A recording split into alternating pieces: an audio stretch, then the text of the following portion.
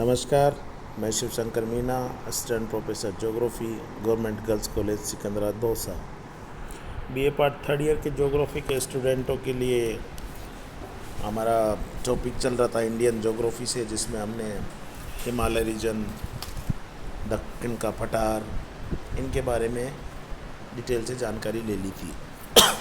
अब करेंगे हम आगे के टॉपिक में। लास्ट वीडियो में बताया था मैंने गंगा के प्लेन के बारे में जानकारी। सबसे पहले तो आपको ये पता होना चाहिए कि गंगेटिक प्लेन है, जो गंगा का प्लेन है, उसकी लोकेशन कहाँ पर है, कौन कौन से राज्यों में है, कौन कौन सी नदियाँ वहाँ पे फ्लो करती हैं और किन किन नदियों से ये मैदान बना है। तो इसी कारण से मैंने आपको स्लाइड में भी दिखा रखा है कि एक मैप है जिसमें गंगा के मैदान को विभिन्न भागों में विभाजित किया गया है और नदियाँ भी उसमें दर्शाई गई है। तो एक एक को लेके इनका स्लाइड बाय स्लाइड अपन स्टडी करते हैं। बात करते हैं विशाल मैदान के क्षेत्रीय उप विभाजन की। तो इसे कई भागों में विभाजित किया गया है, जैसे पंजाब हरियाणा का मैदान, राजस्थान का मैदान, गंगा का मैदान। इसमें गंगा के मैदान को ऊपरी गंगा का मैदान, मध्य गंगा का मैदान, निम्न गंगा का मैदान आदि भागों में विभाजित किया गया है। और लास्ट है इसमें ब्रह्मपुत्र का मैदान। सबसे पहले बात करते हैं हम पंजाब हरियाणा के मैदान की। इसका विस्तार पंजाब एवं हरियाणा के अलावा दिल्ली तक है। ये मैदान यमुना नदी एवं रावी नदी के बीच स्थित है। इसका निर्माण सतलज, व्यास एवं रावी नदियों द्वारा हुआ है। आपको ध्यान रहना चाहिए कि यमुना, रावी, सतलज, व्यास, इनकी लोकेशन नदियों की कहाँ पे है, तभी ये अच्छे से याद हो पाएगा। नेक्स्ट चैप्टर में हम खैर नदियों को ही लेंगे, अपवाह तंत्र को लेंगे, लेकिन उससे पहले भी एक बार ज़रूर देख लीजिएगा। इसकी औसत ऊंचाई 250 मीटर है। ये मैदान मुख्यतः बांगर से निर्मित है। बांगर के बारे में हमने पहले बता दिया था आपको कि ये पुराने जलोढ़ से निर्मित मैदान है। बाढ़ का पानी सामान्यतः यहाँ नहीं पहुँचता है।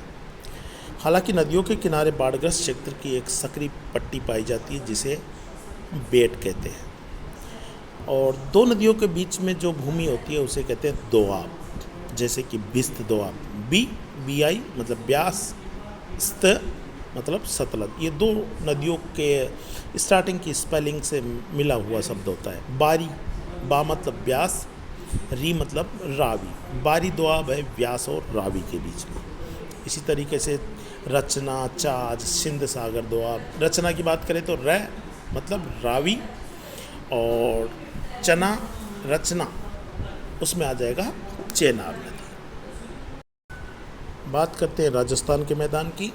इसका विस्तार अरावली के पश्चिम से लेकर भारत पाकिस्तान सीमा तक है। इसका पूर्वी भाग अपेक्षाकृत अधिक आर्द्र है एवं यहाँ स्टेपी प्रकार की वनस्पति पाई जाती है। यहाँ की प्रमुख नदी लूनी है, जो कच्छ की खाड़ी में गिरती है।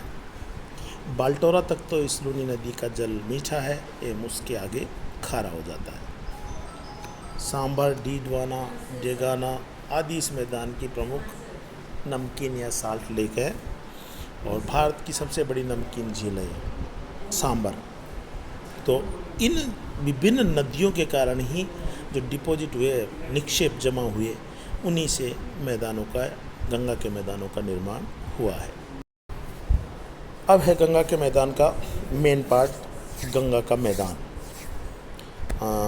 इसका अलग से भी क्वेश्चन आ जाता है आपको कि विशाल मैदान नहीं के भारत के गंगा के मैदान का विस्तृत वर्णन कीजिए, या इसे ऊपरी गंगा, मध्य गंगा, निम्न गंगा करके भी किसी भी तरीके से क्वेश्चन दे सकता है। गंगा के मैदान की बात करें तो इस मैदान का विस्तार उत्तर प्रदेश, बिहार, झारखंड एवं पश्चिमी बंगाल राज्य में है। गंगा नदी के उत्तर में इस मैदान को दो भागों में विभाजित किया जाता है। पश्चिम का भाग रोहिलखंड का मैदान, जबकि पूर्व का भाग अवध के मैदान के नाम से जाना जाता है। इस मैदान को तीन भागों में बांटा जाता है।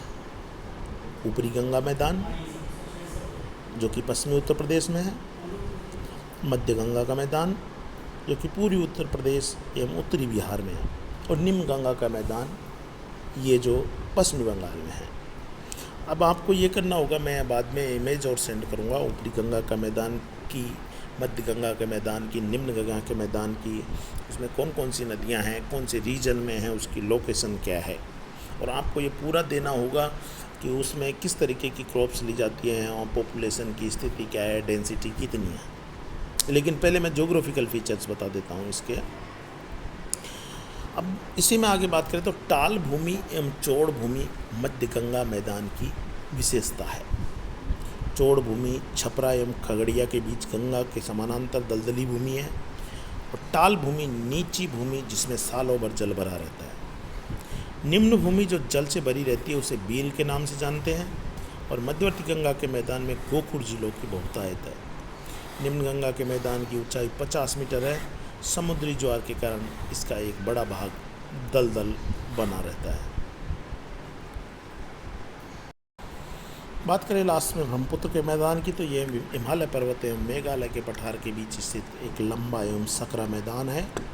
मिट्टी के जमाव के कारण कहीं कहीं द्वीपों का भी निर्माण हुआ है। ब्रह्मपुत्र नदी के बीच स्थित माजुली द्वीप विश्व का सबसे बड़ा नदी द्वीप है।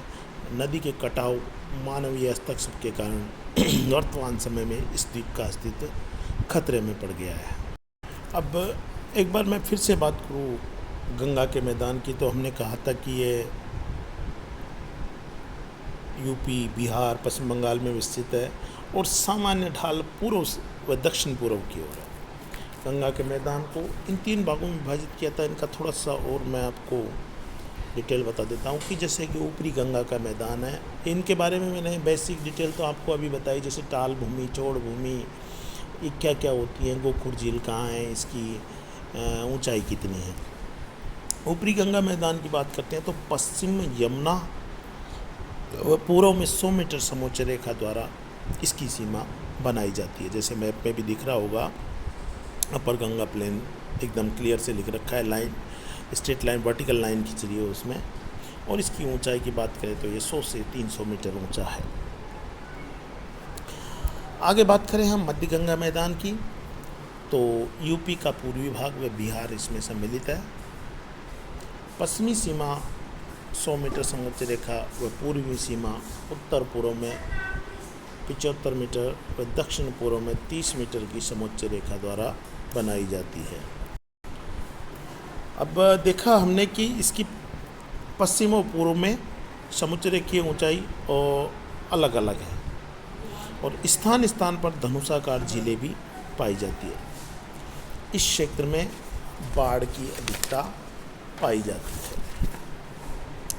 बात करें फिर निम्न गंगा मैदान की, तो उत्तरी पहाड़ी क्षेत्र में पश्चिम में पुरुलिया जिले के अलावा संपूर्ण पश्चिमी बंगाल में ये स्थित है, और समुद्र से उठने वाले ज्वार इसके अधिकांश भाग को ढक लेने के कारण इस क्षेत्र की अधिकतर भूमि दलदली है। गंगा की सहायक नदियाँ बाईं ओर से मिलने वाली, हिमालय से निकलने वाली रामगंगा, गोमती, घाघरा, गंडक, कोसी, महानंदा है, और दाईं ओर से निकलने वाली नदियाँ प्रायद्वीपीय भारत की नदियाँ चंबल, बेतवा, केन, टोंस और सोन। और यमुना गंगा की एकमात्र दाईं ओर से मिलने वाली सहायक नदी है जो कि हिमालय से निकलती है। ये नदियों को लास्ट में मैंने आपको इसलिए बताया है क्योंकि नदियों की लोकेशन के बिना हमको इसकी विस्तृत जानकारी नहीं हो सकती। अब इसके अलावा तो और बात करें तो हम जैसे कि इनको कई भागों में विभाजित कर देते हैं, तटीय मैदान और जिनके बारे में हम अलग से चर्चा करेंगे। लेकिन एक बार फिर से मैं आपको रिकॉल कर दूं कि 2 तरीके से क्वेश्चन आएगा। एक तो भारत के विशाल मैदान का वर्णन कीजिए या गंगा के मैदान का वर्णन कीजिए। भारत के विशाल मैदान की हम बात करेंगे तो उसमें हमको सब कुछ लेना पड़ेगा, जैसे कि भाबर प्रदेश, तराई प्रदेश, काप प्रदेश, बांगर प्रदेश, रे, कल्लर, भूट, डेल्टाई, मतलब इसकी जियोलॉजिकल, जोग्राफिकल स्थिति बताएंगे कि उसमें स्थिति क्या है। उसके बाद उसका क्षेत्रीय विभाजन करेंगे हम, जिसमें बताएंगे कि इसे कई भागों में उप विभाजित किया गया है, जैसे पंजाब का हरियाणा का मैदान, राजस्थान का मैदान, गंगा का मैदान, असम घाटी या ब्रह्मपुत्र का मैदान। इनको विस्तृत वर्णन करने के बाद में हम एक दो मैप देंगे, डायग्राम देंगे, जिसमें कि ये क्लियर हो जाए कि इसकी लोकेशन कहाँ पे है। जैसे कि इसमें लेफ़्ट ही लेफ़्ट में दे रखा है राजस्थान प्लेन, उसके बाद में दे रखा है उसके ईस्ट में पंजाब हरियाणा प्लेन, अपर गंगा प्लेन, मिडल प्लेन। उसको अलग अलग कलर में या अलग अलग सिंबल बना के भी कर सकते हो। एकदम डार्क में जो कर रखा है ईस्टर्न पार्ट में, वो ब्रह्मपुत्र का मैदान हो गया। अब आगे हम चर्चा करेंगे तटवर्ती मैदानों पर। Thank you.